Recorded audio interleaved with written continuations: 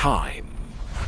We are told it is a river, a single unstoppable current that flows from the past into the future.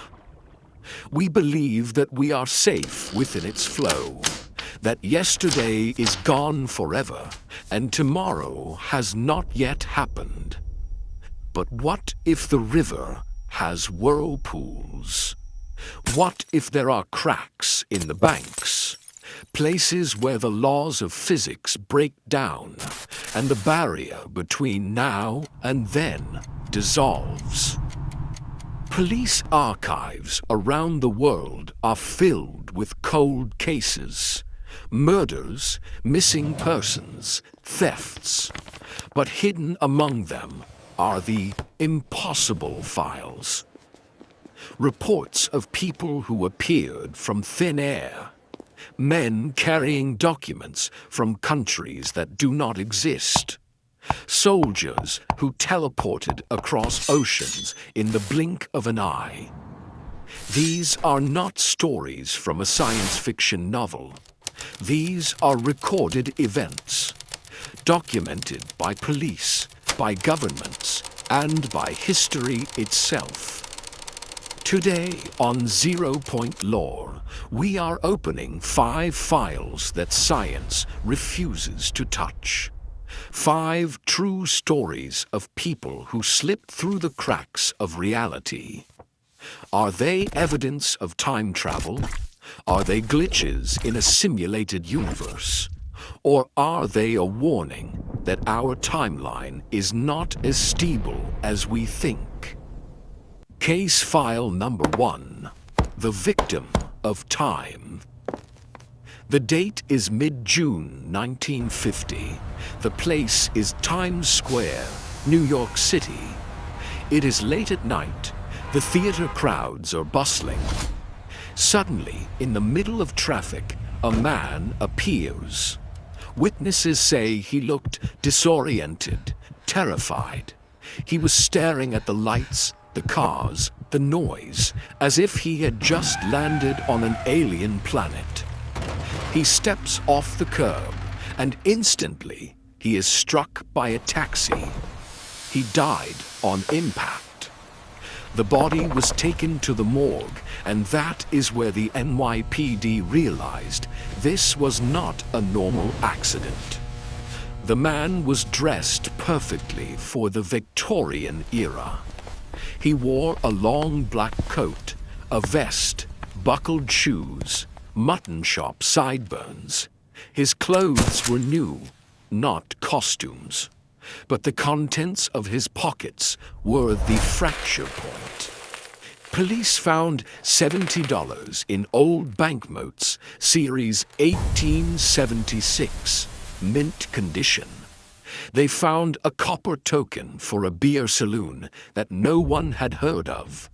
They found a letter mailed to a Philadelphia address, postmarked June 1876. And they found a business card. The name on it was Rudolph Fentz. Captain Hubert Ream of the Missing Persons Bureau took the case. He searched every phone book in New York.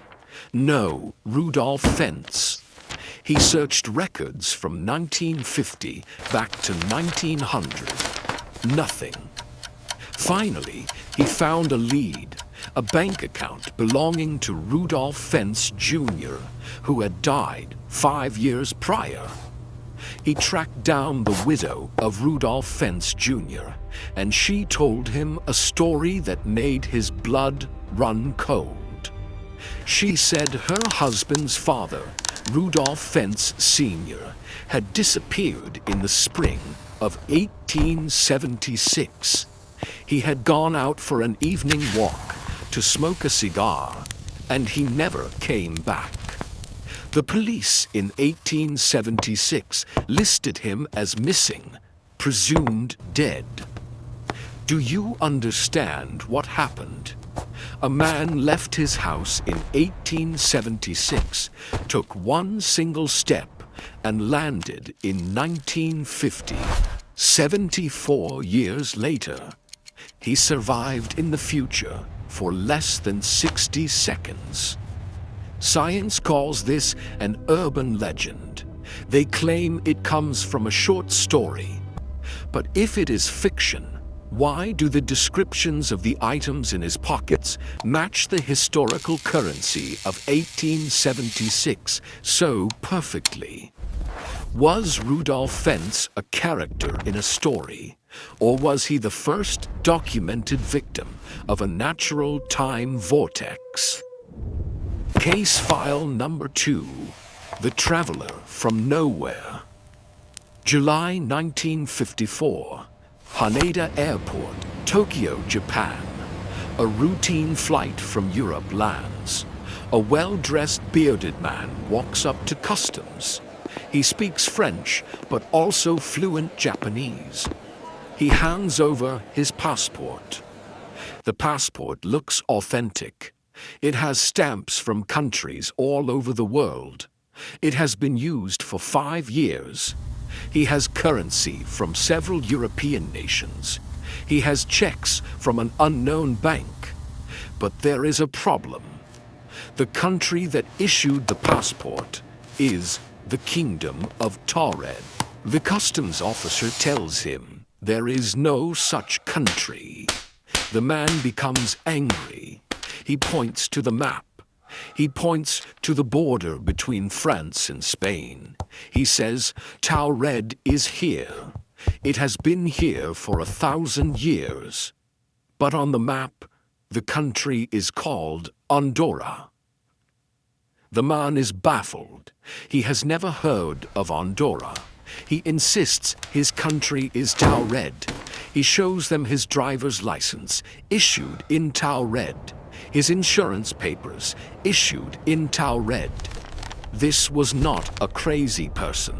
This was a businessman on a trip. He had a reservation in a Tokyo hotel. But when the police called the hotel, the reservation did not exist. The company he claimed to work for existed in Tokyo, but they had never heard of him. The Japanese authorities were confused.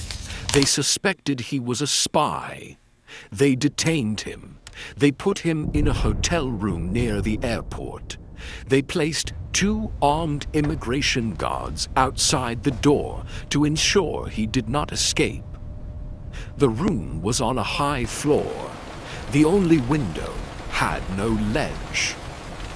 The next morning, the officials opened the door to interrogate him.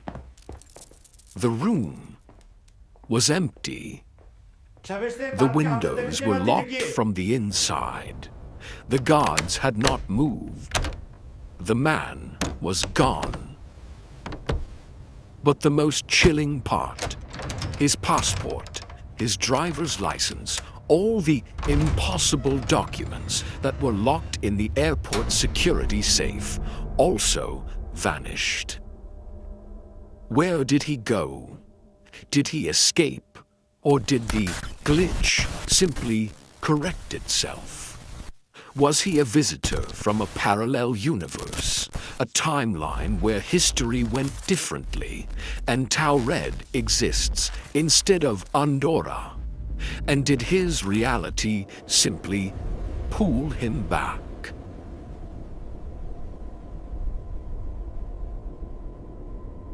Case file number 3, The Soldier Who Teleported. This case predates the airplane. It predates the telephone. It comes from the archives of the Spanish Empire. October 24th, 1593, Manila, the Philippines. A soldier named Gil Perez is on guard duty at the governor's palace. The governor has just been assassinated by Chinese pirates. The city is in chaos. Perez is exhausted. He leans against a wall to rest his eyes for a moment. When he opens his eyes, the wall feels different. The air is cooler. The sun is shining. He looks around. He is standing in a massive plaza. But it is not Manila. He sees people wearing different clothes. He sees buildings he does not recognize. He is approached by guards. They ask him who he is. He says, "I am Gil Perez. I am guarding the governor's palace in Manila." The guards laugh. They tell him, "You are in the Plaza Mayor in Mexico City." That is a distance of 9,000 nautical miles. In the 16th century, that journey took a galleon ship 2 months. Gil Perez made it in seconds. He was arrested. He was handed over to the Holy Inquisition. They believed he was a sorcerer or a deserter. He told them his story. He told them about the assassination of the governor in Manila, an event that had happened only hours before. Nobody in Mexico knew this. There was no radio, no internet. They threw him in jail.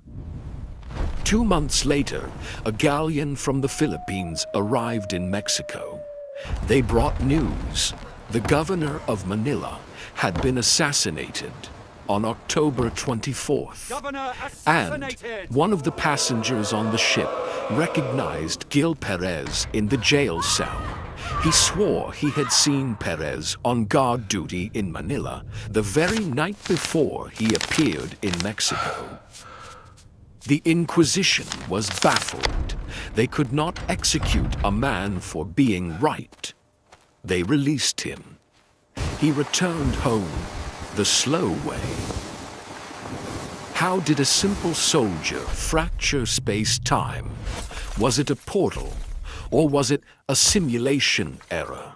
A character dragged and dropped to the wrong map? Case file number 4. The refugees from the Hollow Earth.